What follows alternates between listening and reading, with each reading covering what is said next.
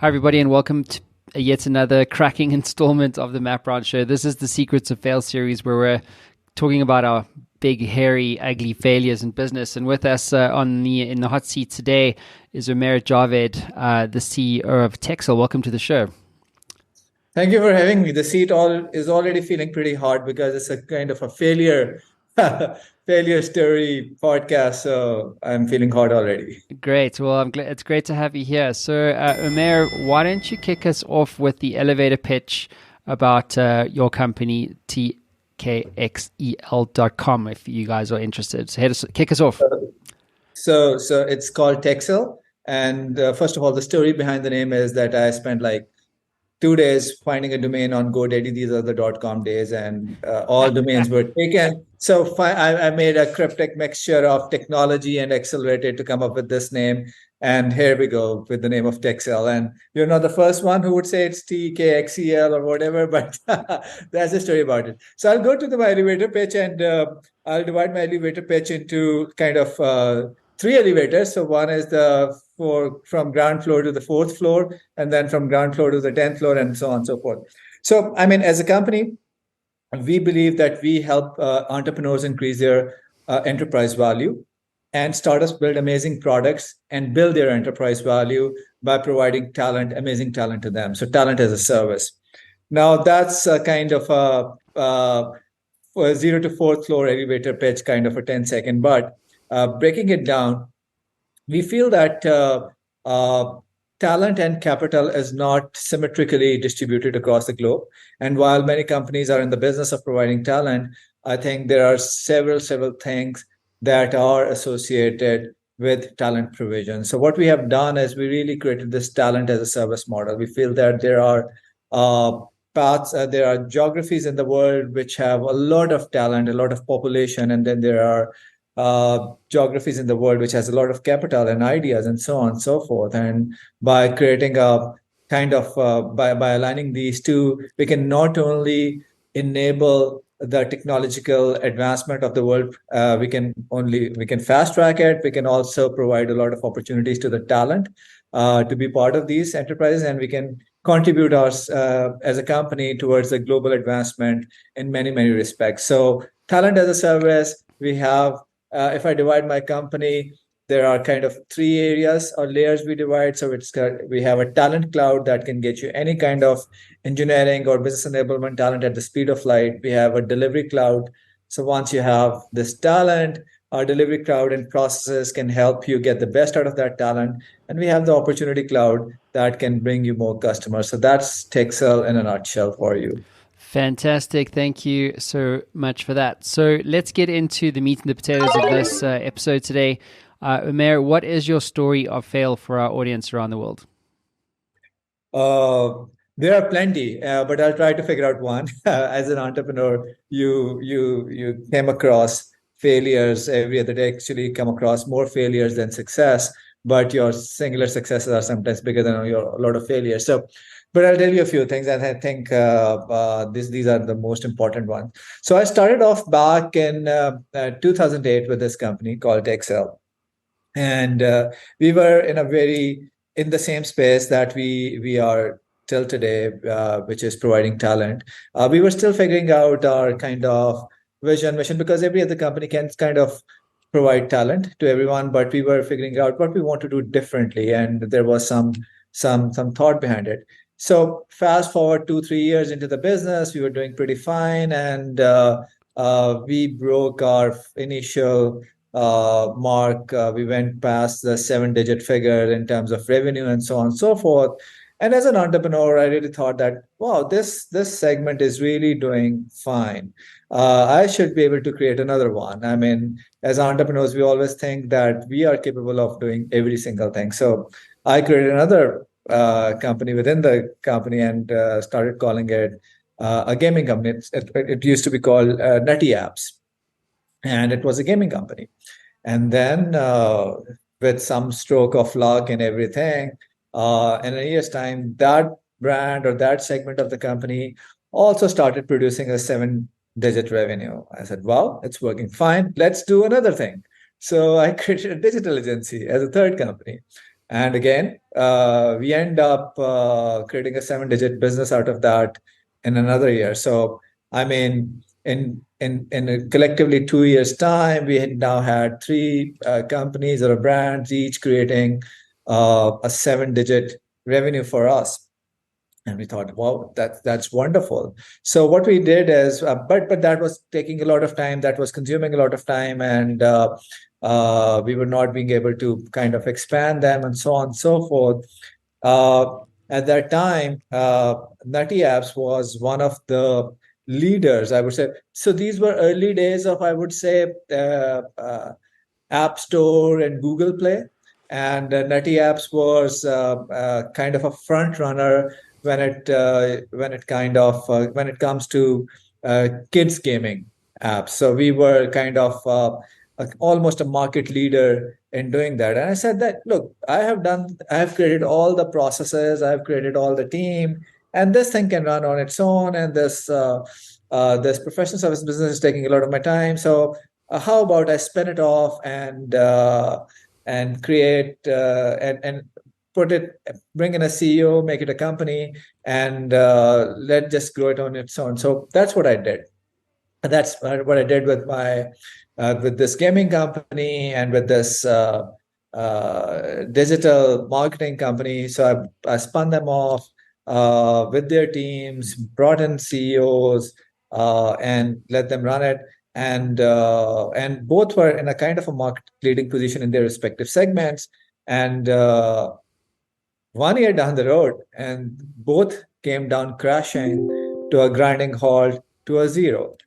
So that was, if I look back now, I feel that that was a golden opportunity for us, especially with Nutty Apps. Just to be, if you take a look at the vast expanse of this Play Store or with this Apple Store, and there was a company who was a market leader in one of the segments. I mean, it could have been a unicorn by now, because our other competitors at that time who were behind us, they are almost a unicorn or are unicorn at this point in time. So I felt that was one of the biggest failed or missed opportunities or failure that I encountered. We were a market leader. We had everything kind of sorted. We really need to push, push, push, and be a unicorn. And we missed that. But as the founder and CEO, the buck stops at me. I have to take it on the chin. So yeah, I feel that that was a missed opportunity. That's a failure that I had on my CV, big and bold. Very good. So, Umair, what did that experience teach you? That it's kind of like it was a champagne problem that you spun out, from my perspective. But what did that experience teach you? So I guess several things. I mean, when you are early in your career and you're getting success of various sorts, you really think that you can do a lot of things. You really don't get um, the value, or you really don't get to understand what really focus means, what it takes to really build something and scale something. So what I really gathered out of that experience is that I lost focus over there.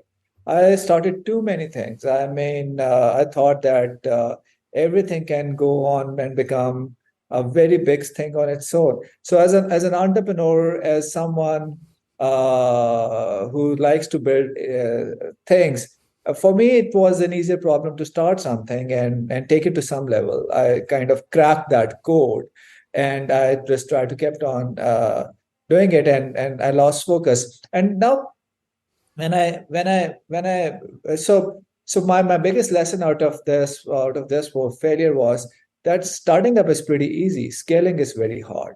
And if you really have to scale, you really have to have a focus. And I give examples all day long to people that I mean, look at those Olympic swimmers, look at the people who really get to the gold medal in Olympics or something.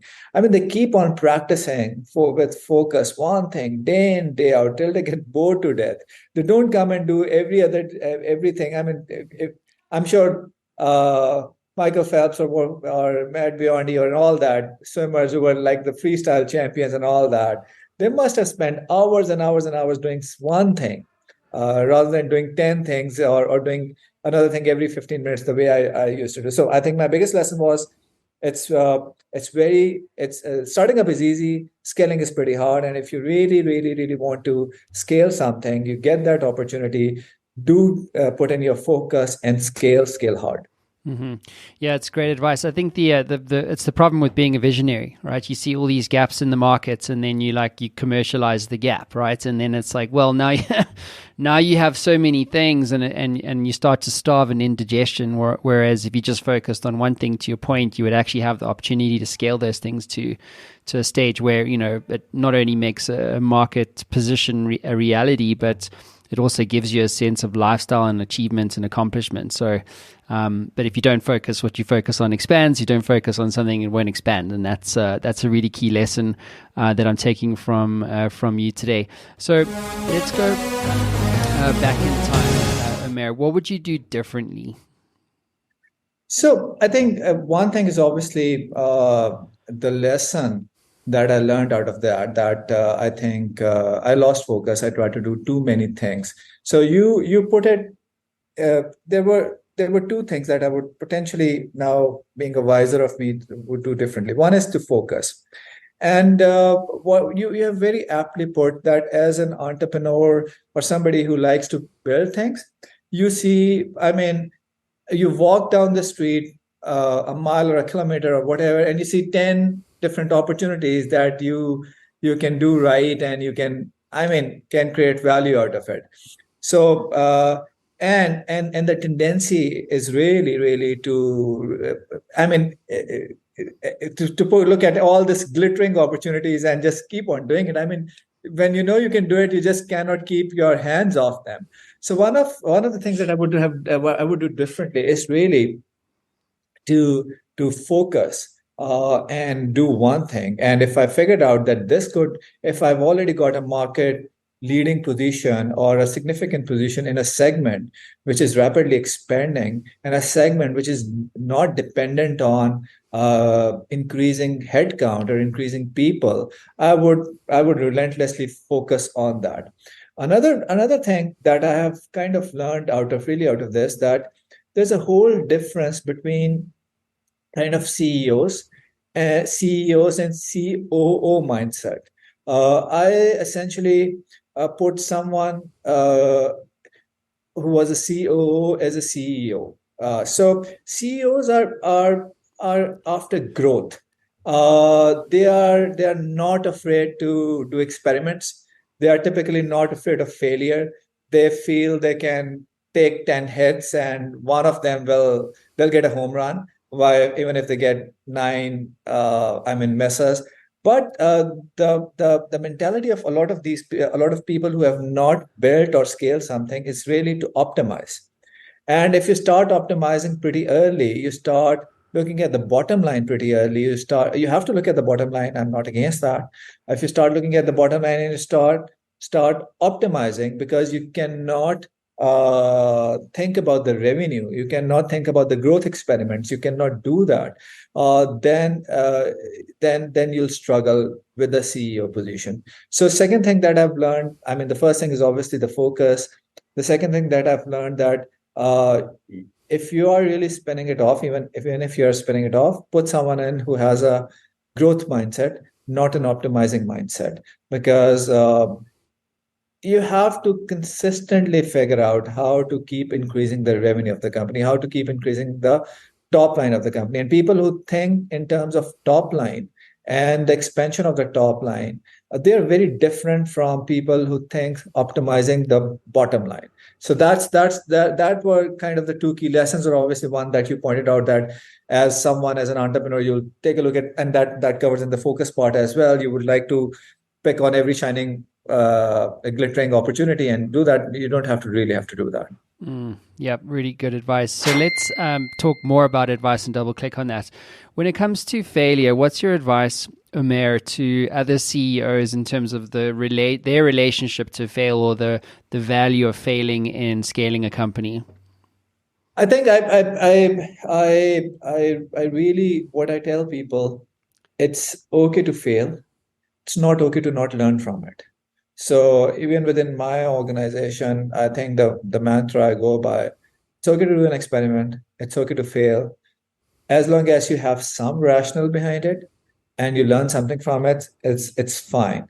So I mean, even though I missed that opportunity, uh, if I learn from it, I'll build another one.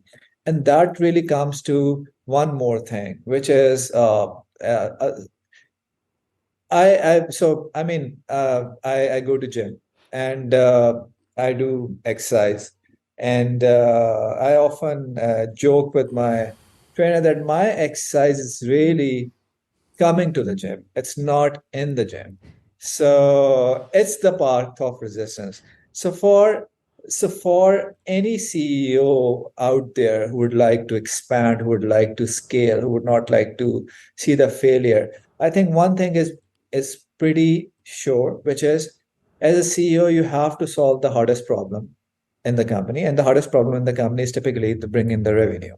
So you cannot outsource the hardest problem to someone else, at least initially, at least during the scaling part of it.